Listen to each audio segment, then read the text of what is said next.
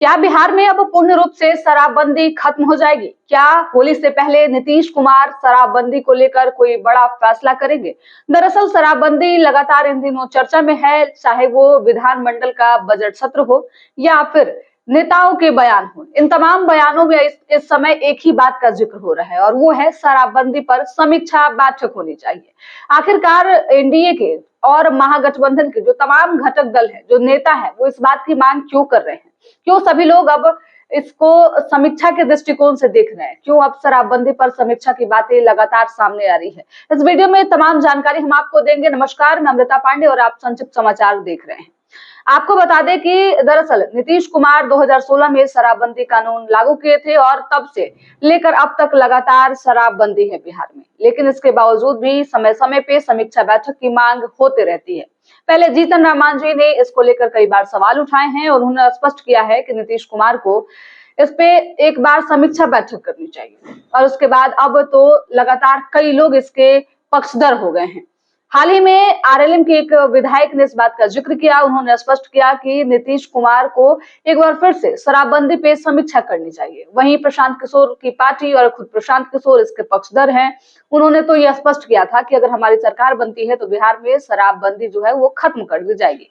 इसी को लेकर तमाम बात विवाद इन दिनों लगातार चल रहे हैं। 2016 में जब नीतीश कुमार ने पूर्ण रूप से शराबबंदी लगाई थी, तब ये दावा था बिहार में एक अनुकूल वातावरण बनाने का प्रयास लगातार सरकार के द्वारा किया जा रहा था। डोमेस्टिक वायलेंस को जो है वो कम करने की भी बातें सामने आ रही थी। नीतीश कुमार ने यह स्पष्ट किया था कि शराबबंदी के बाद घरेलू हिंसा के जो मामले आते थे वो काफी कम हो गए हैं।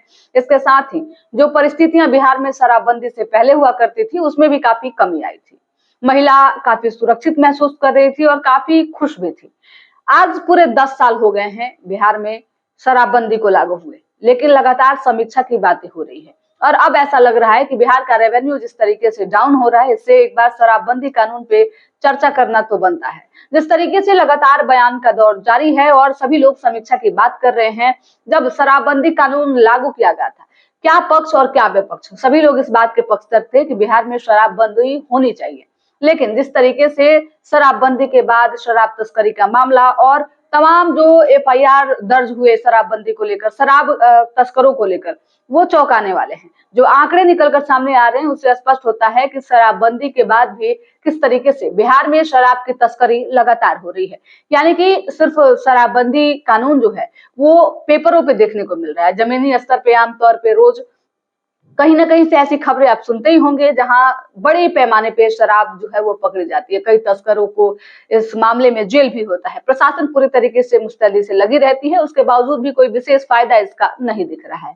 तो ऐसे में समीक्षा की बातें अब सामने आ रही है। देखना दिलचस्प होगा, क्या नीतीश कुमार अगर समीक्षा बैठक करते हैं तो क्या इस बैठक में कोई बड़ा फैसला लेंगे? क्या नीतीश कुमार बिहार में शराबबंदी हटाने को लेकर विचार कर सकते हैं? क्योंकि नीतीश कुमार जब 2016 में शराबबंदी लागू किए थे तो उस समय उन्होंने खुले तौर पर इस बात का जिक्र किया था कि बिहार में चाहे कुछ भी हो जाए शराबबंदी लागू होगा। लेकिन जिस गठबंधन के साथ इस समय नीतीश कुमार जुड़े हुए हैं, जो एनडीए गठबंधन यानी कि बीजेपी जो सबसे मजबूत पार्टी है उसके मुताबिक शराबबंदी जो है वो खत्म होनी चाहिए। अब देखना दिलचस्प होगा नीतीश कुमार आखिरकार किसकी बातें मानते हैं। क्या समीक्षा बैठक में इस बार होली से पहले कोई बड़ा फैसला लिया जाएगा और बिहार में एक बार फिर से शराब जो है वो शुरू कर दिया जाएगा, या फिर शराबबंदी कानून को और सख्त बनाने की प्रयास की जाएगी? देखना दिलचस्प होगा। आपको क्या लगता है? अपनी प्रतिक्रिया कमेंट बॉक्स में जरूर दीजिएगा। साथ ही बिहार के तमाम छोटे बड़े खबरों को देखने के लिए हमारे यूट्यूब चैनल संक्षिप्त को सब्सक्राइब कर ले।